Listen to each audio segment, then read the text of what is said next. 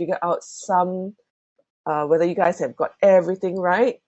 Okay, so we're going to ask you a few questions. Okay, so the selector is going to appear on your screen. Let's try. So the first one, spelling and grammar are not important in situational writing. Is this true or false, or are you not sure at all? All right, so I see that everyone has the right answer because it's quite straightforward. Yes, definitely. Remember that language and organization is 9 marks, okay? So spelling and grammar definitely are important in sit writing. If you spell something incorrectly or if your grammar is faulty, you will get marks taken away. All right, so it is important. Okay, second question. I must read the comic before I read the question. And the keyword here is must. You absolutely must. Is it true? Is it false? Or you're really not sure. You really don't know.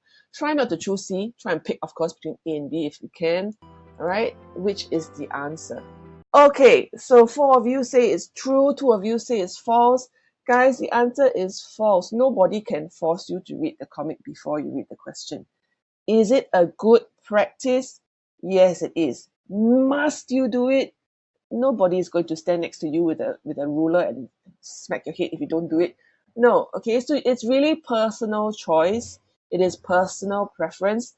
Some students like to read the comic first. In any case, if you look at the exam paper, the comic comes first and then the task comes second. So logically, how should you read it? Left to right, you start with the comic and then you read the task. But some people prefer to read the task first. Why? Because when you read the task, people feel a little bit more focused. They know what they're looking out for. They know what to prepare themselves for when they look at the comic. Okay? And they feel that they're not so distracted by all the other information, extra information that might be in the comic. It's the same for your compre. Okay? Some people prefer to read the questions first. Some people prefer to read the text first.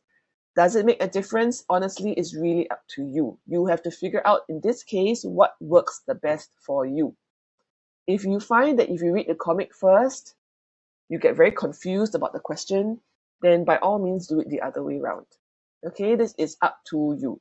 Make sure that you do something that helps yourself.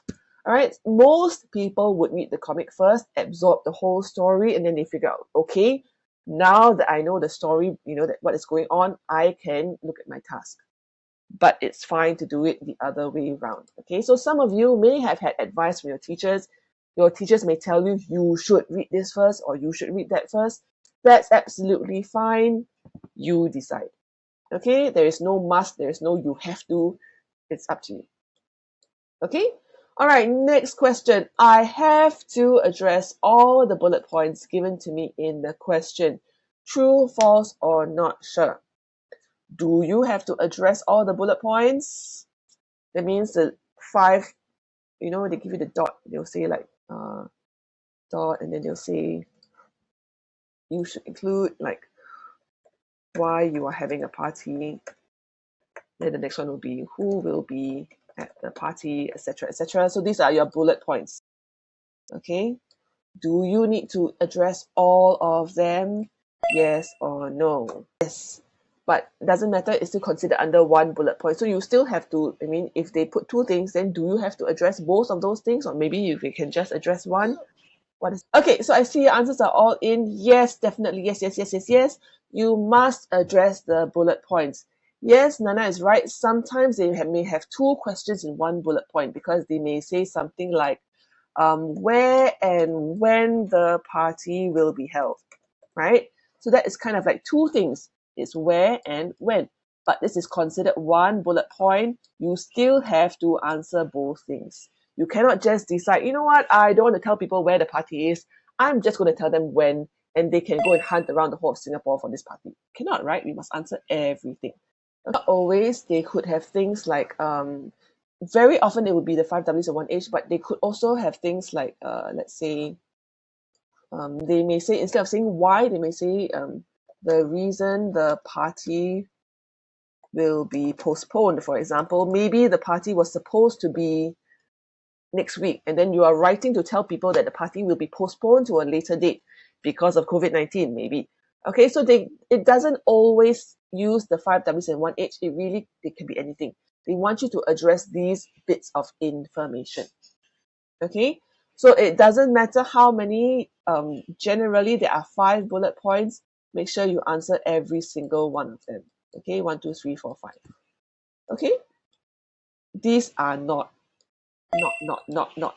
optional. Yes. Okay, so next question. I can answer the points in any order I like. Is this true, false, or are you not sure? I can answer the points in any order or any sequence that you like. What do I mean by this? Just now we were talking about the bullet points, right? Let's say where and when the party is, why the party was postponed. Let's say these are my bullet points. Okay, let me give you an example.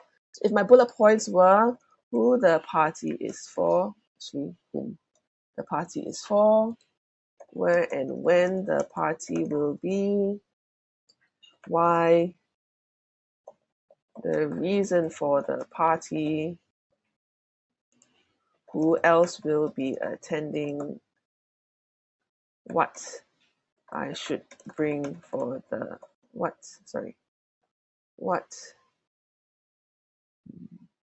supplies will be needed for the party. Okay, so let's say these are my bullet points. Can I answer them in any sequence I want? That's what I'm asking you. So is it true? I can answer in any order I like. Is it B, false, or you are not sure? There is no sequence that you need to follow. Okay, you may decide to put them in a different sequence. That means you may tell them, we will need balloons for the party. By the way, my mother will also be at the party. You can order any, you can rearrange the bullet points in any sequence. However, the caveat is this, or the one thing you need to consider is this. Generally, the points that they give are already in a very logical order. So usually you can just follow the sequence that they give you and it will make very, very good sense. It will already flow. You may decide for your writing that you want to shift one point earlier. You think another point is more important. That's also okay, as long as it makes sense and it flows. Okay? All right, so you can reorder the points if you wish. Do you have to? You don't have to. Again, this is kind of personal preference. Okay? But generally, just follow the sequence that you are given. Usually that's already the best and the most effective sequence, right?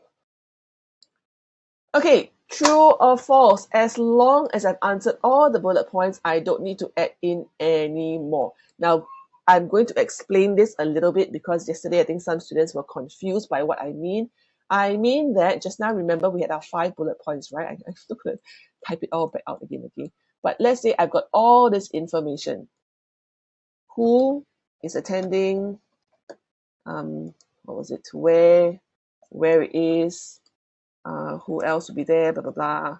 I'm not going to write it all out. Okay, you can get the point. Okay, so if I have included all this information in, do I need to put in extra information like the history of the restaurant that we're having it in? Do I need to add in things like last year the party was at this other place and my mom didn't really like that restaurant, so this year we are choosing this other restaurant? Do we need all this extra information that is not in the comic? That's what I mean. Okay, true, false, or not sure. That means if you have fulfilled all the bullet points, 1, 2, 3, 4, 5, you have made your letter flow, you have got your introduction and your conclusion, it sounds great. Do we need to add in extra stuff that is not in the comic that we have come up with on our own? That is not really, I don't know whether I'm giving the answer really. It's not really relevant to the answer at all. Do we need to add in all this extra stuff? Yes or no? Yes, as long as you have answered all the bullet points in your writing, you have a good flow, you have your dear whoever, you have your introduction, you have answered all the bullet points in your writing in a very effective way, you signed off, You do not have to add in extra information. Can you add in a little bit extra if you want? That's fine. You can pad it a little bit, add some more stuff. That's okay. But hang on, Nana. The worry here is that if you add a lot of extra stuff, number one, you are wasting time. You still need to go and write your compo, right? Number two, you may be taking the focus away from the bullet points that you have already answered. This is a functional piece of writing. You just have to answer the question, make sure that you have written a good letter that involves all those 5 points that are inside. You don't have to give extra stuff. It could be 5, it could be 6. They can decide to give you 4, they can decide to give you 5, they can decide to give you 6. Whatever they give you, those are the points you have to answer. You don't have to come up with more stuff. That's what I mean. Okay. So for example, this is important. Of course, you have to add in the part where you say, dear whoever, these are all your extra stuff. It's not extra stuff, it is part of your letter. Okay. You don't have to put in extra information that is not in the comic. All right, understand? Okay, so that's it.